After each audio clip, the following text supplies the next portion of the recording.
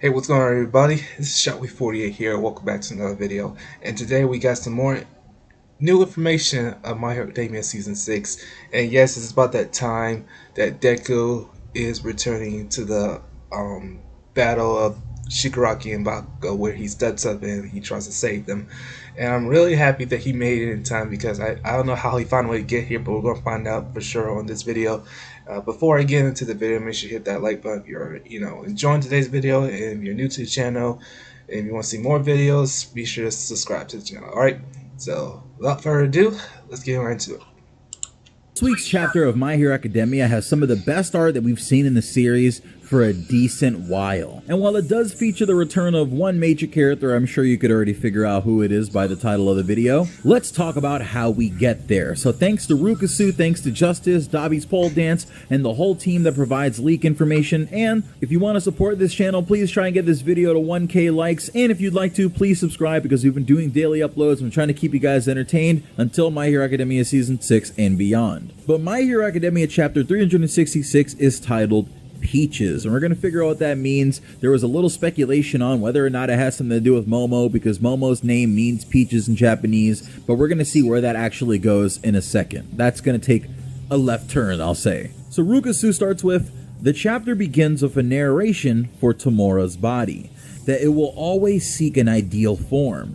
So after being overcome by the heroes, the stress from the damages made him turn his family members' bodies into fists. Shigaraki then hits Mirko with a smash, sending her flying. So looking at the stands that we can't show in the video for obvious reasons, on the very first page we start seeing a lot of the fingers and hands that Shigaraki was controlling falling apart as different heads and body parts of different members of his family start forming out of his body, specifically out of the giant arm that he has on the side of his body. And from there, Shigaraki's body continues to warp and mutate as it looks like his body is completely wrapped in fingers. And on the next page, we see exactly that. Shigaraki has more or less hulked out, with his body being completely covered in fingers and hands, and in one of his hands, which is now really big along with himself, every one of his fingers is a different member of his family, with the fingertips all being heads. It looks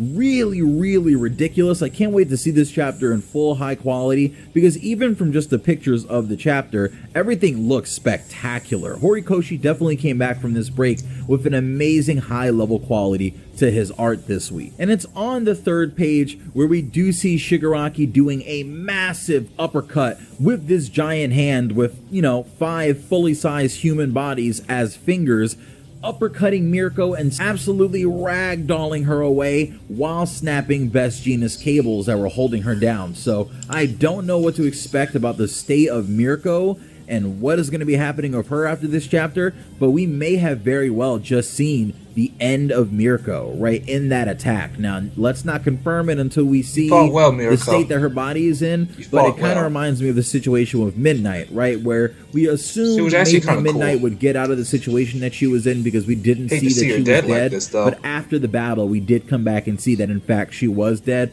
and I'm wondering if it's going to be a very similar situation here with Mirko, though I am hoping that she survives. And while Mirio kind of tries to jump in the way and get Shigaraki's attention to, sort of take the attention away from Mirko, Shigaraki just kind of ignores Mirio, right, and hits Mirko and sends her flying, and then moves on to Tamaki, remembering that Tamaki did the massive kind of proton cannon and hits him as hard as he can also, sending Tamaki flying into the ground. Trying to help Tamaki, we have Nejire coming in the next page, and she tries to fire some pikes at Shigaraki, who looks at her as Mirio kind of calls her name out and screams like, hey, whoa, stop, Shigaraki, cut it out, trying to get his attention once again, and Shigaraki just grabs a bunch of rocks from the ground, or like smacks his arm against the ground and throws a bunch of like scattered rocks at Nejire, or hits a bunch of scattered rocks at Nejire, and it doesn't look like it's very good because we do see like kind of blood splatter coming from her body when these giant and small shards of rocks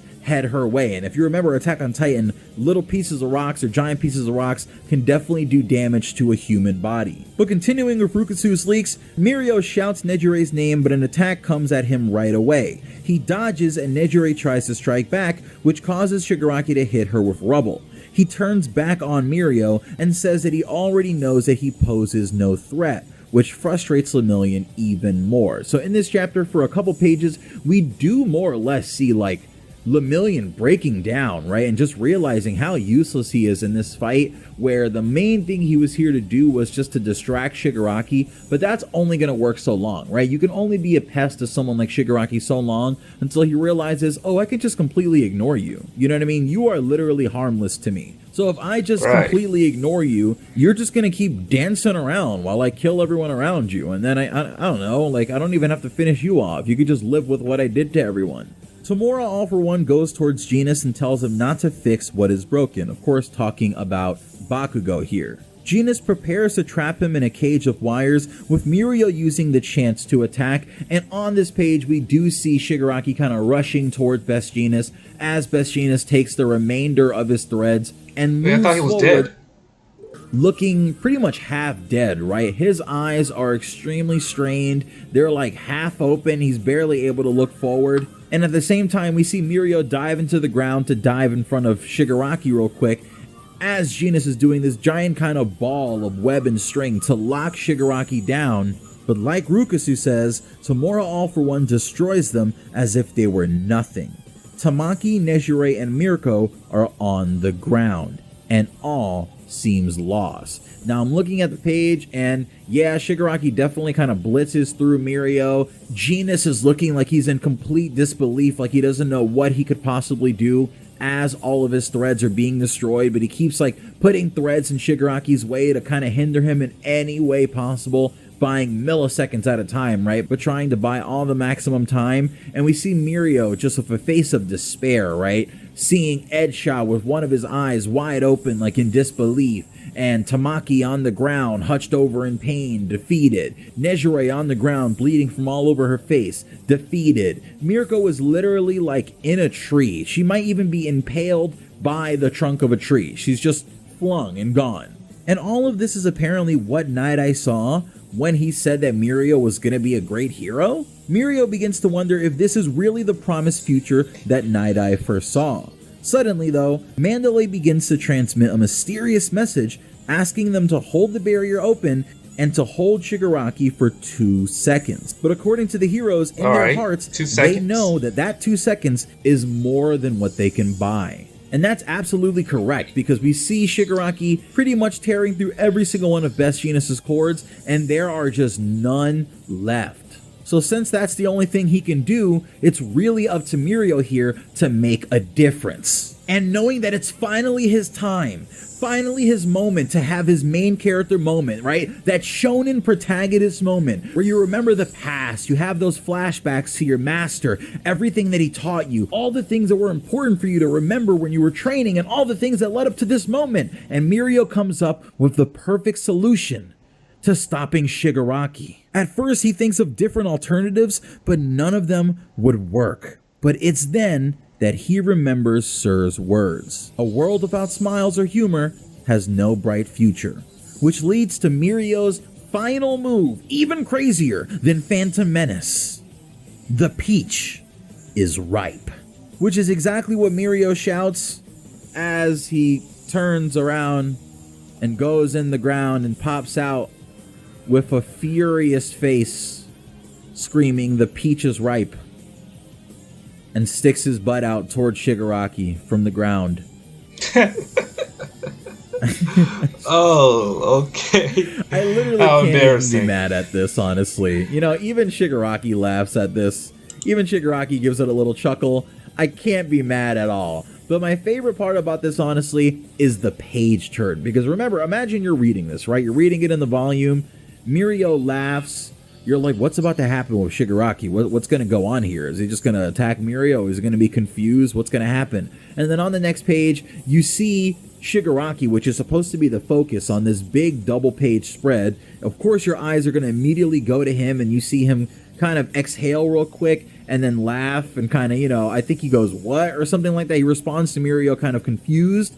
But then you look up in the sky, which it's very beautifully drawn, and you see Deku, with Black Whip in each hand kind of stretched out as he gets ready to slingshot himself toward Shigaraki, and you can see him in the air, balled up, ready, Looks like with he made it in Fajin time. completely activated and surrounding the area behind him with energy, and the One For All energy completely surrounding him, as we find out that Deku did find the Star and Stripes jets in the air, who apparently did help Deku get here faster, or at least led him to exactly where he had to go. So Deku has arrived in the Shigaraki area. Rukusu says that the last 5 pages are some of the best that Horikoshi has ever drawn. First, we get the spread of Deku arriving, which is the one I just described now. Then 2 single pages for his and Shigaraki's face, which are also full single pages that are very, very detailed for the 2 final kind of hero and villain meeting in their final battle time. And then the last one is of Deku hitting Shigaraki with a full-on smash, right? And he actually blitzes right past Shigaraki after kicking him, it seems like, with a full power Fajin smash, leaving Shigaraki in the air twisting with the shockwave still around him as Deku lands before him, seemingly readying another attack. And that is where the chapter ends, as we see the destroyed UA in the background and the final battle begins. Now, I am expecting to cut away to another area next week. I don't think we're going to see exactly a continuation of this moment here because, you know, final battle time means that there's no time for anything else and there's a lot of other things going on. But what do you guys think about Deku's return, and what do you think about the likelihood that Bakugo is going to wake up and we are going to see a very similar Heroes Rising sort of situation where Deku and Bakugo team up to take on Shigaraki? Okay, alright, this is epic because I'm excited and I'm enthusiastic that Deku is here. Everything's going crazy. I mean, they did their best to keep Shigaraki distracted, and they did a pretty good job. Other than the fact there are still a few people are injured, Miracle's down. The big 3 is pretty much, you know, out of their limits.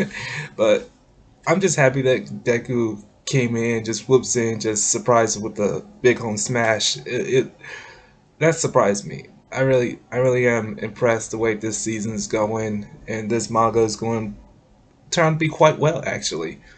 But I think what I'm really excited is this battle. I really am waiting for it to see who's going to win and who's going to probably die. I really don't know. But all my thoughts is I think Deku and Bakugo have a 100% chance of beating Shigaraki because I know that even though it's going to be a 2-on-1, but for my guess, if Bakugo can actually survive this battle as long as he can and keeps himself from getting injured again, because you know he's already getting restored from the heart from Headshot.